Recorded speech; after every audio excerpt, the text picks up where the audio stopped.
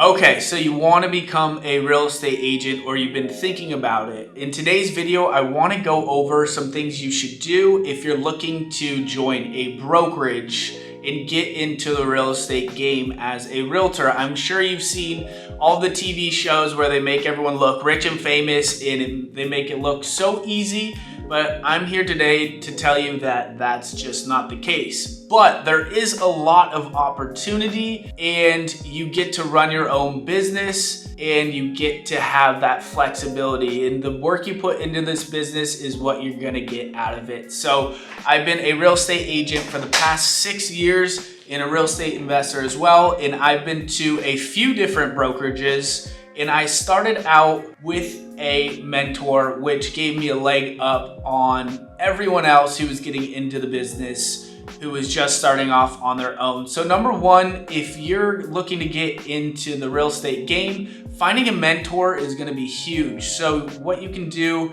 while interviewing with different brokerages, you can look at the top agents and see if they need help. As a free assistant, I would highly suggest that you get into the real estate game while assisting a top real estate agent in your neighborhood or in your area. This will give you a leg up on the agents who are just starting off fresh by themselves, because you're gonna see how this agent holds his open houses, talks to clients, how they get clients, and it will set you up for success. But if you can't find a mentor, I would suggest interviewing 5 different brokerages within your area. Why 5 different brokerages? Well, my main thing is making sure that you connect with the people at the brokerage, but also make sure that you're getting the support you need as a real estate agent, because you're gonna go to the office by yourself and not know what to do, and you need to find clients quick. So I'll also go over some steps that you can take to find your first clients. So some things to consider while finding the brokerage, your new home, is you want to make sure that your managing broker is available for you. What do I mean by that? So some brokers still sell real estate to make a living, so they're going to be extremely busy and not have time for you. I would suggest going to a brokerage where the broker, the managing broker, is just managing the agents. They're not relying on selling real estate, because if they are selling real estate and managing all of these agents under them, they're not gonna have any time for your calls or questions. So that's number one. Number two, you wanna make sure that the brokerage that you're interviewing, they have a great presence in your neighborhood or in your area, and people have heard of them. It doesn't matter if it's a big box store like Keller Williams or if it's a smaller boutique brokerage. As long as they have a good presence in your area, then it doesn't matter. So you want to make sure that your brokerage is providing up-to-date marketing. So what do I mean by that? You want to make sure that their marketing is sleek and with the times and not stuck in the 90s. You want to make sure that they have a marketing department just for you, and check out the marketing that they're doing for other agents. Ask the broker or whoever's interviewing you to see the marketing that they're putting out. And if you get the feel that it's, potentially outdated, then maybe it's not somewhere you want to be, because your presence, what you put out to the world, is what people are going to perceive you as. So you want to make sure their marketing is up to date, and they also have an action plan for you as a new agent as what to do in your free time to try to get clients. So that leads me to another question that you should be talking to the people you're interviewing with is, what are they going to do for you? You're interviewing them. They want you because once you get a sale, they're going to be taking a piece of the pie. So another question you want to ask these brokers or brokerages is that, what are you going to do for me as a new agent? Is there weekly training? Is there monthly training? Can I take a peek inside of what the top agents in this brokerage are doing? Can you give me their business plan?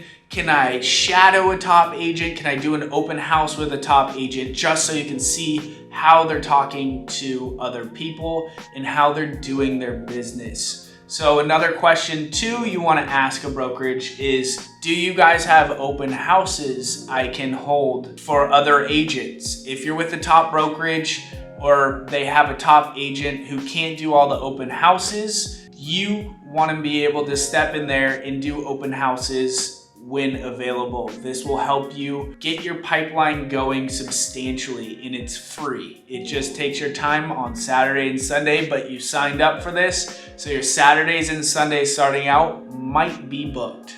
Here's another question you might consider asking when interviewing brokerages is, who's the transaction coordinator? Is there more than one transaction coordinator, or do I have to pay for a transaction coordinator? Me personally, my team, I don't have to pay a transaction coordinator, which is nice. And on each deal, I know who's going to be my transaction coordinator. This is the person who handles the paperwork for you, and they will keep you up to date with timelines. So with inspections, when certain things are due, when closing is, all the good stuff. So transaction coordinator, how are you going to get that transaction coordinator? Are you paying for it, or is the brokerage? So a question that every real estate agent worries about and has is, what is my split? So just depending on the brokerage that you pick and what they provide, the splits will be different. So the split is how much money you take home and how much you give to your broker. So that's why you want to make sure that they're providing a lot of help and a lot of opportunity for you, because they're going to be taking a piece of the pie once you sell a house. So the split is something that you determine what's fair, and it can be negotiable in some circumstances. So if a broker or a brokerage you're interviewing with tells you that they're going to give you 60%, trying to ask for 65 or 70, because in the long run, if you end up doing a lot of deals, then this can add up quickly. At the end of this video, please like and subscribe, and I'm also going to go over a couple quick tips that you can utilize if you're a new agent to get some clients. So lastly, you're probably wondering, okay, after I interview with these brokerages, I picked my brokerage, what should I do to get my first client? So first of all, you want to start out by contacting all your friends and family and let them know that you're a realtor. They probably know 5 realtors already, but that doesn't matter because you're going to beat them out in the end. So once you've created a list of as many people as possible that you know, like, and trust, or we call it the grocery store meetup. If someone recognizes you in a grocery store, are you going to say hi to them? Add them to your list, and once you have a list, you want to try to get to 200 people, 300 people. Once you have that list, those are going to be the people that you rely on to get business. So starting out, you want to contact them all, and you want to have a CRM that you can put them in with their address as well as their email. So you can start sending them market updates every single month and sending them postcards every single month. They want to see you as the real estate agent and market updates from you. It doesn't matter if you don't know what you're doing yet. They will soon think that you are the best real estate agent in the area because they keep getting marketing from you. Here's another thing you can do. If you picked a brokerage you can hold open houses at, and there's an agent that just has too many listings and can't hold them all open, you're gonna be doing open houses every Saturday and Sunday if you have the privilege to get that from the agents. Ask those agents if you can do an open house for them. So you wanna put that on your schedule. Every Saturday, Sunday, you're doing open houses. Lastly, door knocking. This is the thing that everyone dreads in the business. Door knocking, I used to do it all the time and it works. So go out there and door knock. Make sure you have something to give the people who actually want to talk to you or wondering about the market. Before you go out and door knock, make sure you know that community you're door knocking and give them a market update with your picture and contact info and let them know you're the new real estate agent in there